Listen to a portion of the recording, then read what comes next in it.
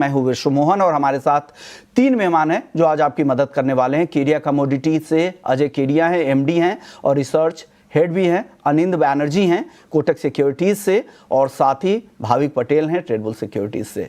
अब तीनों मेहमानों का बहुत बहुत शुक्रिया। भाविक के पास चलते हैं, उनसे भी जान लेते हैं। भाविक, आप बताइए आपकी राय क्या बन रही है गोल्ड और सिल्वर दोनों में ही? Good morning Vishwaman ji. Good morning sir. देखिए, गोल्ड में तो मुझे लग रहा है थोड़ा अवॉइड करके चलना चाहिए, क्योंकि जैसे अगर हम देखें तो जो सेफ हेवन डिमांड है वो कहीं ना कहीं कम हो चुकी है। और इंटरनेशनल मार्केट में भी देखें तो जिस हिसाब से ओपन इंटरेस्ट और वॉल्यूम कम हो रहा है, वो दिख रहा है कि पार्टिसिपेशन है वो काफ़ी कम हो रही है। ओवरऑल आई थिंक 95,000 के नीचे जाता है तो ही मुझे लग रहा है कि कोई अच्छा खासा सेल ऑफ दिखेगा, वरना शायद थोड़ा और मुनाफा वसूली हो सकती है। तो गोल्ड भी रियली कंप्लीटली अवॉइड करना चाहिए। सिल्वर की बात करें तो ये सिल्वर थोड़ा ओवरबॉट ज़रूर से है, बट इंट्राडे अभी भी मैं अगर देखूँ तो 1,05,000 के ऊपर जब तक है तब तक मुझे नहीं लग रहा है कि ज़्यादा कोई करेक्शन आ सकता है। कल भी हमने देखा था कि काफ़ी शैलो करेक्शन था।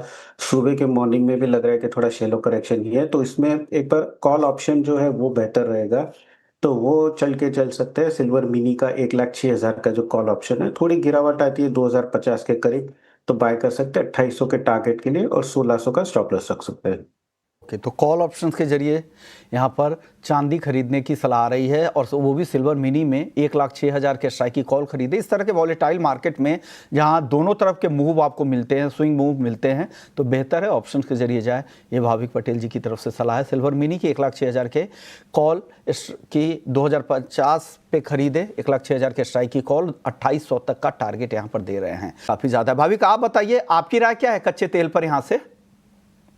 जी, मुझे भी पॉजिटिव ही लग रहा है। जैसे बैनर्जी साहब ने भी बताया कि अगर हम फंडामेंटल्स देखें तो इतने स्ट्रॉन्ग नहीं है, बट टेक्निकली अगर देखें तो 9 अप्रैल के बाद पहली बार 55-50 के ऊपर क्रूड आया है, तो डेफिनेटली टेक्निकली एक ब्रेकआउट भी है।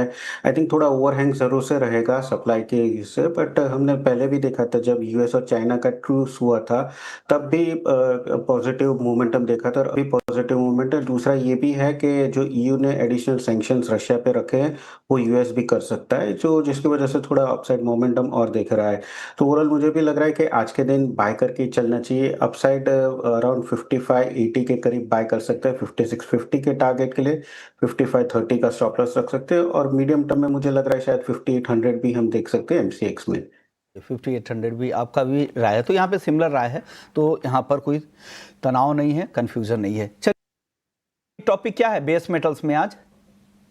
देखिए, जिंक थोड़ा वीक लग रहा है। 3 दिन से लोअर लो लोअर हाई बना रहा है, तो जिंक में बिकवाली की राय करूंगा 252 के करीब, 250 के टारगेट के लिए और 253.30 का स्टॉप लॉस रहेगा।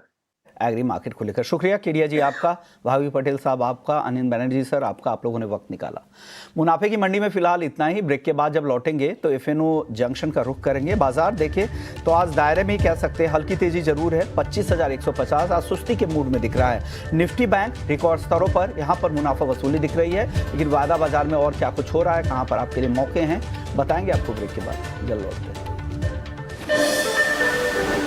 हैं।